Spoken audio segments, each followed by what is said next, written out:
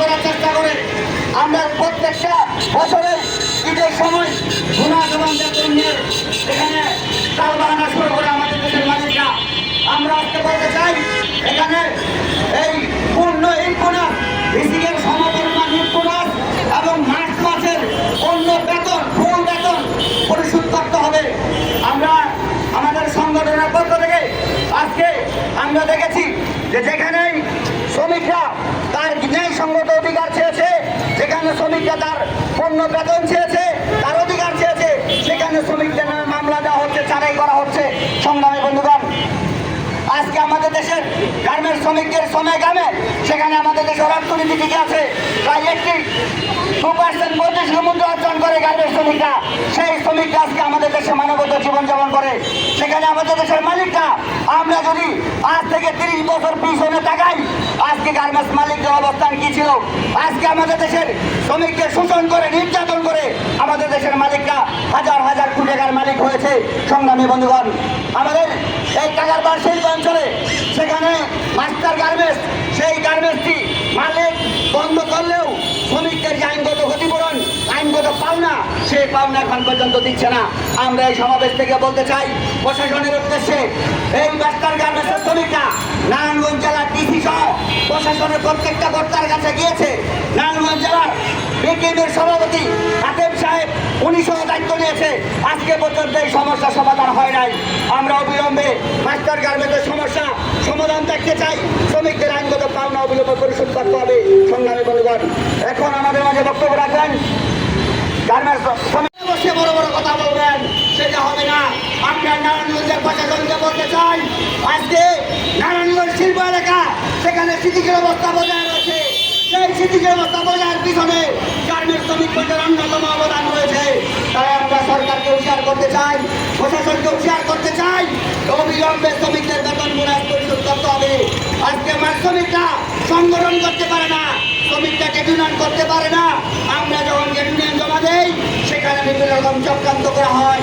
ইতিমধ্যেই আমাদের সংগঠনের পক্ষ থেকে একাধিক ইউনিয়ন জমা দেওয়া হলেও সেখানে নাম্বার দেওয়া হচ্ছে না। বিভিন্নভাবে সেখানে বাধা দেওয়ার চেষ্টা করছে। সংগ্রামী বন্ধুগণ, আমরা বলতে চাই, আজকে আমাদের দেশের মালিকরা হাজার হাজার কোটি টাকার মালিক হচ্ছে শ্রমিকদের শ্রমের টাকা দিয়ে, শ্রমিকদের শ্রমের সব আশা আত্মসাৎ করে। সংগ্রামী বন্ধুগণ, আজকে আমাদের দেশের হত্যাকাণ্ডের বিচার হয় না। আপনারা জানেন, এই গত শেখ হাসিনা সরকার, স্বৈরাচারী শেখ হাসিনা সরকারের সময় আমাদের গার্মেন্টস শ্রমিকদের উপরে গুলি করে শ্রমিকদের হত্যা করা হয়েছে। ন্যূনতম মজুরি গার্মেন্টস শ্রমিকরা, আমাদের সংগঠন, আমরা চেয়েছিলাম 24,000 টাকা ন্যূনতম মজুরি দিতে হবে। সেই সরকার দমন পীড়নের মাধ্যমে আমরা দেখেছি প্রায় 20,000 শ্রমিকের নামে মামলা হয়েছে। সেখানে শত শত শ্রমিক আহত হয়েছে, হাজার হাজার শ্রমিক আহত হয়েছে।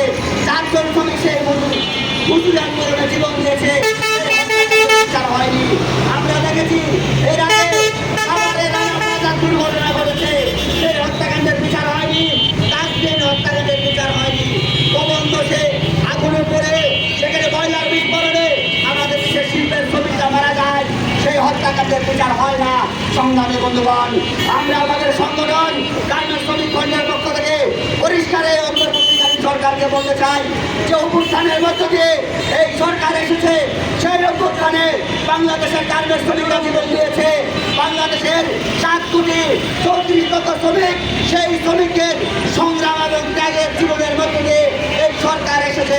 ফলে শ্রমিক, ছাত্র, শ্রমিক জনতার অভ্যুত্থানে যে সরকার এসেছে, সেই সরকারকে আমরা বলতে চাই প্রমাণ, গণতান্ত্রিক প্রমাণ করতে হবে। সেই প্রমাণের মধ্য দিয়ে বাংলাদেশের শ্রমিকরা তার অধিকার পাবে, শ্রমিক আহ্বান ইউনিয়ন করার সুযোগ পাবে, সংগঠন করার সুযোগ পাবে। সংগ্রামী বন্ধুগণ, এখন আমাদের মাঝে বক্তব্য রাখবেন আমাদের সংগঠন দল বাংলা। সংগ্রামী বন্ধুগণ, আমরা হুঁশিয়ার করতে চাই মালিক কর্তৃপক্ষকে, আমরা প্রশাসনকে বলতে চাই যে মালিকরা বাংলাদেশের আইন মানে না, সেই মালিকরা সমাজকে বিদ্যাঙ্গুলি দেখায়, রাষ্ট্রকে বিদ্যাঙ্গুলি দেখায়, সেই মালিকদের বিরুদ্ধে ব্যবস্থা নিতে হবে এবং ব্যবস্থা নিয়ে গ্রেফতার করে শ্রমিকদের আইনগত পাওনা অধিকার আদায় করার জন্য বাধ্য করতে হবে। সংগ্রামী বন্ধুগণ, এখন আমাদের মাঝে বক্তব্য রাখবেন